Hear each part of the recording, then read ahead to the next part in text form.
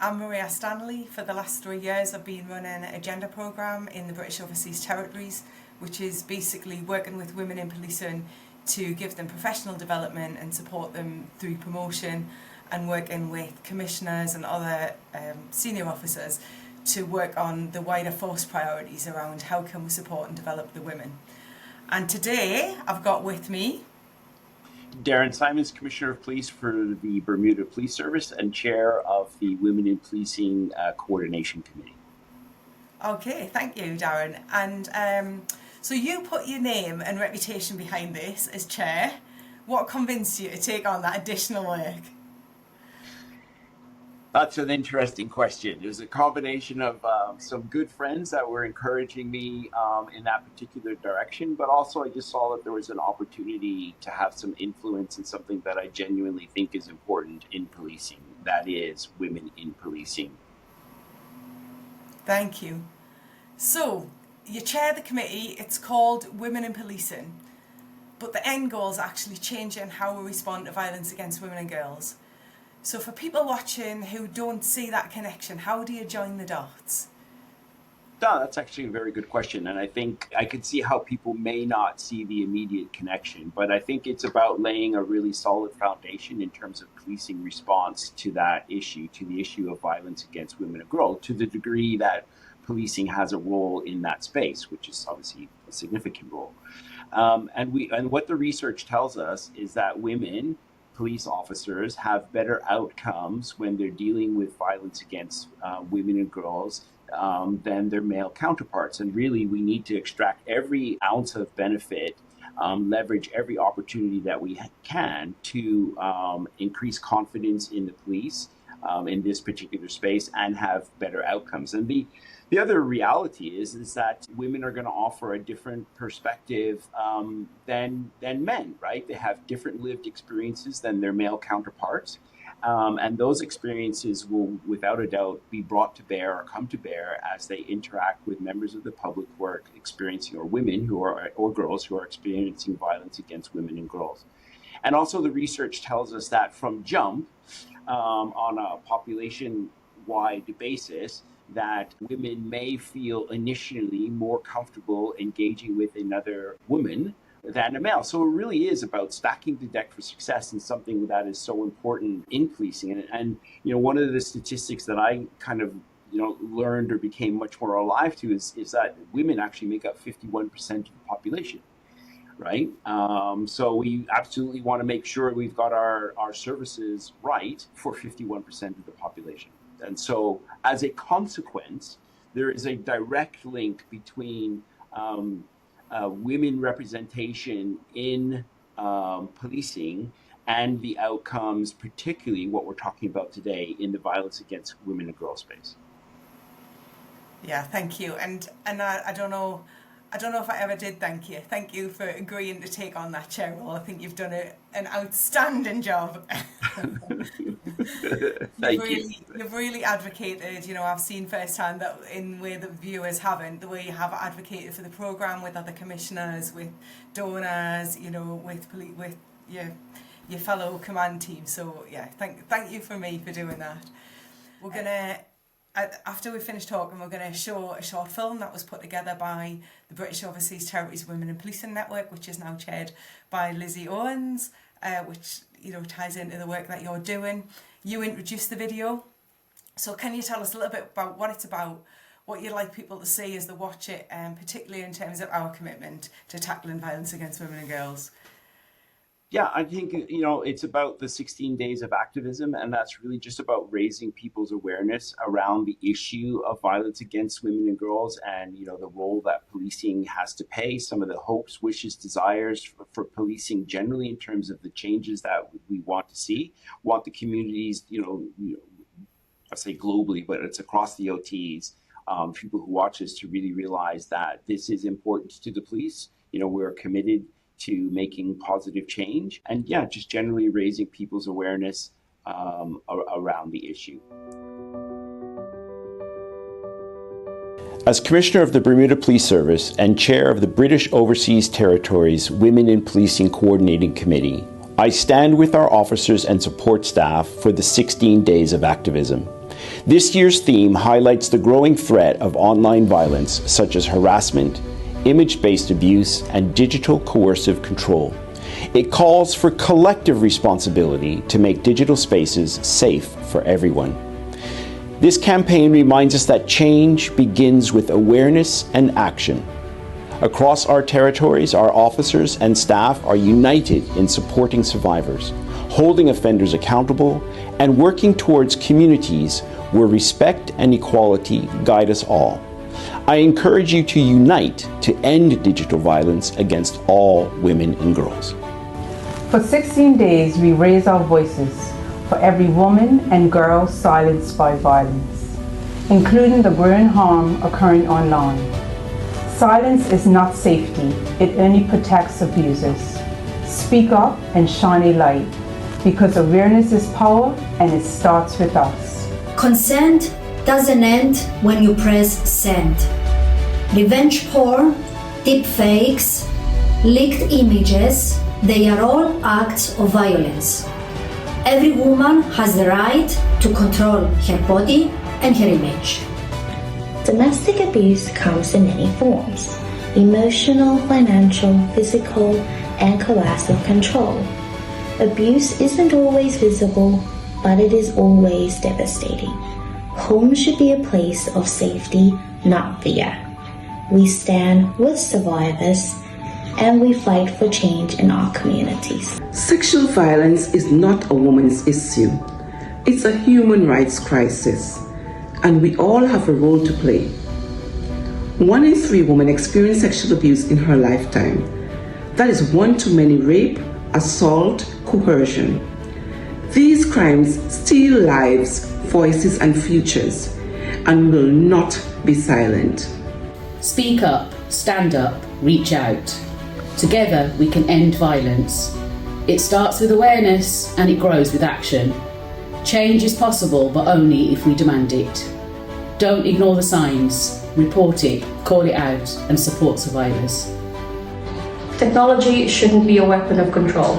From spyware to GPS tracking, abusers use technology to isolate and harm. Digital, physical, emotional, all violence must end, and it starts now. Our hope for these 16 days of activism is a synergy of a movement which supports every woman and every girl to be empowered so they do not remain silent and are able to raise their voices and stand up against abuse. Digital abuse is real. It hurts, it isolates, and it must stop. From private messages to public posts, no woman or girl should face fear on the internet. Harassment, sending threats, and stalking, they all leave scars that you can't always see. True digital freedom isn't just about access or expression, but also about safety, privacy, and dignity. Women and girls deserve safe spaces everywhere, including the internet. No woman should be left behind regardless of race, ability, sexuality, or age. All women, all girls, all rights, all voices, no exceptions. We can't end violence without listening to the most silent voices. Abuse in all its forms has no place in our homes or in our communities. If you or somebody you know needs help, call your local police. We are here to serve, protect, and stand beside you.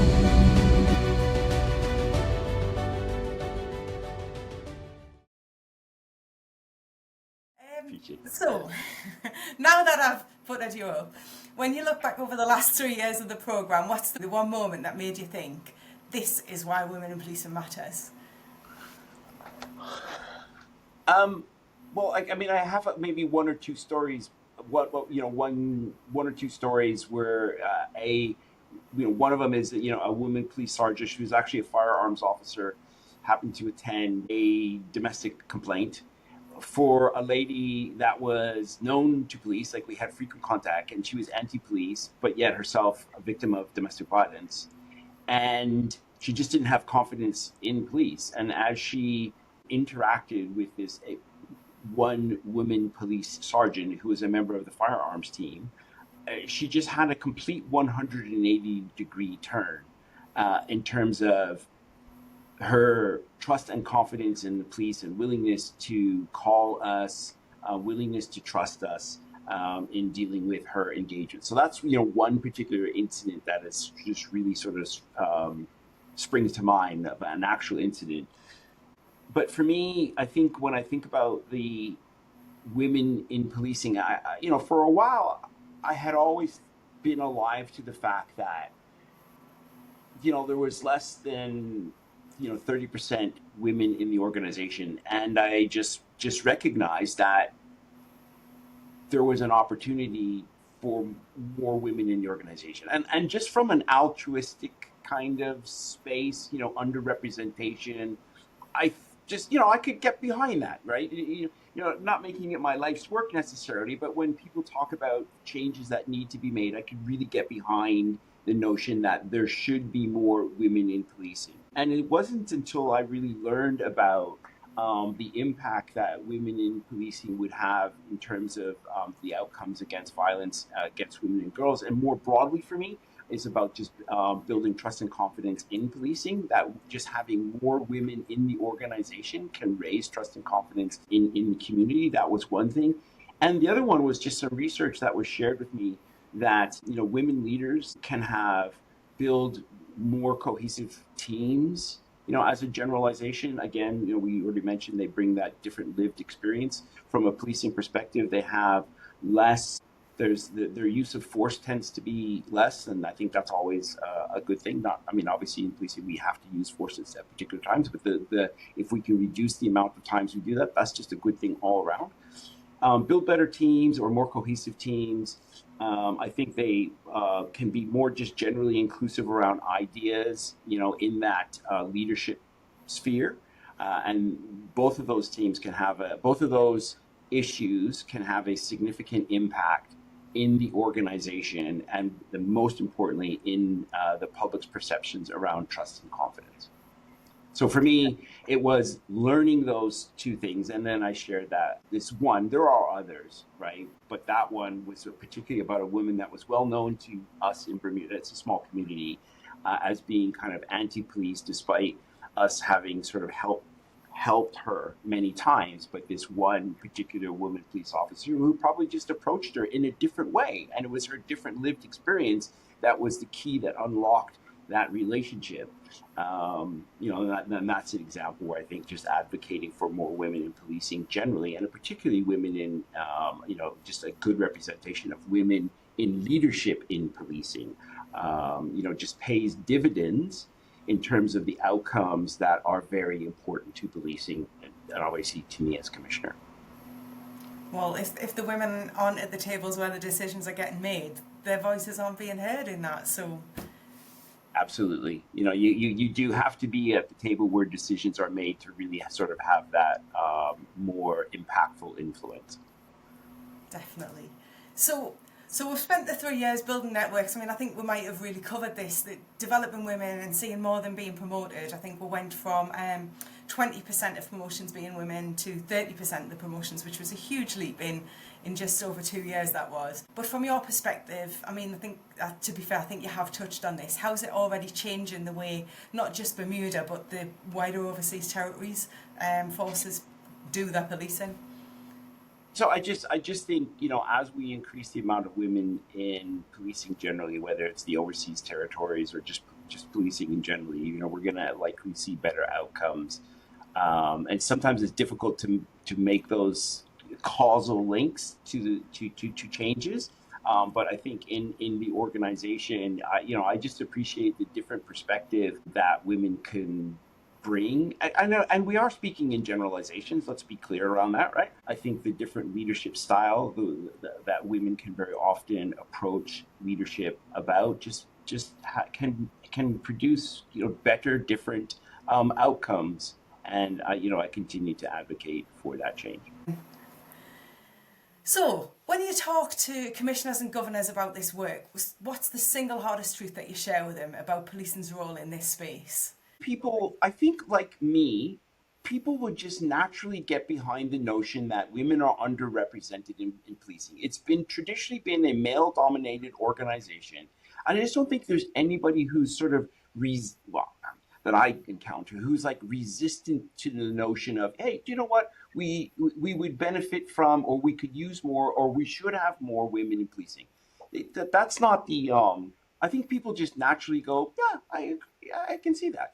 I think for me, again, it would the penny that dropped that moved it from just a good sort of pro-social, altruistic, the right thing to do because there's underrepresentation, was the realization that you can improve things like trust and confidence. So for me, and I try to convey to people that I'm speaking to, that it not only is it the right thing to do from a social, human rights, advocacy, equality perspective, but actually there's real business reasons why you want to have more women in policing. And to sometimes just, to convey that, I think that's one of the bigger points that I want to make, is beyond the equality, pro-social piece, there's a real business imperative.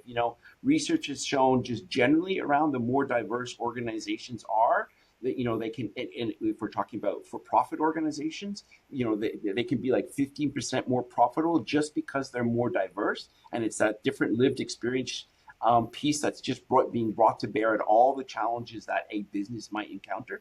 And specifically in policing, we have the research around how women leaders in policing form better teams, how they have the better outcomes in the violence against women and girls space.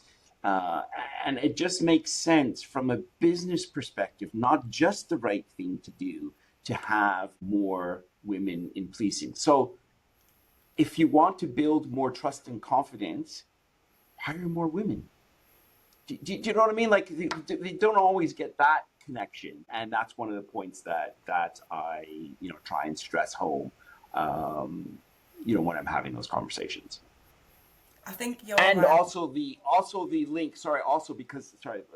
Because one of the other challenges is sometimes, people just don't see the link between more women in policing and better outcomes against violence against women and girls. Right now, like in the UK, for example, that's a very topical thing. So there's a lot of commitment and energy to try and improve the outcomes, or reduce the incidence, improve the outcomes in the violence against women and girls space. People may not necessarily go right back to have more women in policing as a solution, as a foundation upon which to build some of these better outcomes, as long as we look at other programmatic sort of changes in our response service delivery. So yeah, those are the points that I think that I would struggle to make or want to make, when I'm before other police leaders.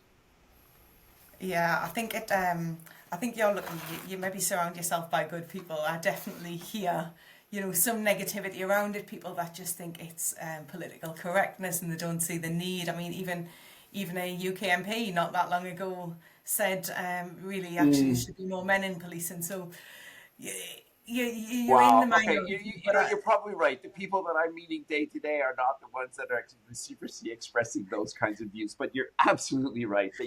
They do exist. They're alive and kicking. They're alive and well. And people still have some of those very outdated ways of thinking. So my message to them is, it is the right thing to do from an equality perspective, but actually it also just really makes business sense. And if you don't understand that, you need to do a little bit more work to understand the research that underpins some of that, some of those facts. It's always disappointing to me that when people in senior positions don't understand that, and that almost make the public think that actually most of what we're dealing with is brawls on the streets, where you might want a person, man or woman, who's stronger and kind of more for that. Actually, the reality of policing is that that's an element of policing, but it's one really small element. Yes, no, I mean, you're just absolutely right. The amount of times where police officers actually have to use force is disproportionately small to the amount of overall incidents that we have or police contact. And even in those, well, I suppose if you actually are in a space where you have to use force, right, you're going to want, people who are strong and capable of doing that. But there's so much activity and so much opportunities to have different outcomes, or just be in not be in a space, or divert from a space where force is the only option.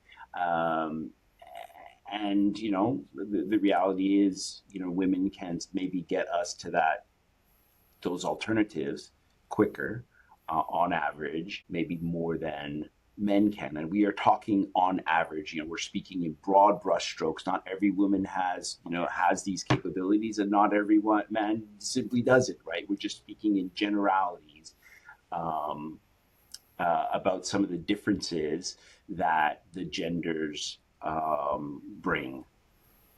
I think actually to that point, what I love about it is the balance that, that men and women, when they combine their skills, can learn from each other and sort of trade skills. And I've seen a lot of that, certainly in UK policing, with a big sort of change in attitudes around that. So if we get it right, what will be different for women experience abuse in one of the territories in 5 years' time compared with when we started this programme 3 years ago? I mean, I think, getting it right looks like probably some more reporting, right? So as trust and confidence grows, there's going to be more reports of incidents where people just think, well, actually, if I say something, I'll be believed. There will be a response. So I think, we'll see it in terms of greater trust and confidence. What it looks like in terms of actual numbers, it's difficult to say. I think for me, the most important thing, obviously we want to reduce the incidence of, right? We just want less violence against women and girls. But the fact that we're getting more reports could actually be an indication that there is greater trust and confidence, and not necessarily that things have gotten worse. For example, literally today I was at a meeting where we were having a coordinating meeting around all the different agencies that operate in the domestic abuse space. And one of the ladies, said, we've just seen a significant rise in the amount of child referrals. And I just said, well, look, you just need to understand the police have done something a little bit different. And in our, reporting out, so before we used to say, were children present when, did they witness actual violence or conflict taking place? Were they witnesses to? That's the question officers were asking or were asked to report on. And we've changed that now to, are there children present in the household? Whether they've witnessed it or not is not the point. Were they present at that time? Because we don't know, the impacts of trauma that you see, but maybe hear, and just the fact that there is conflict going on in the house and children are present. So that reporting requirement has increased the amounts of reports that they had to deal with.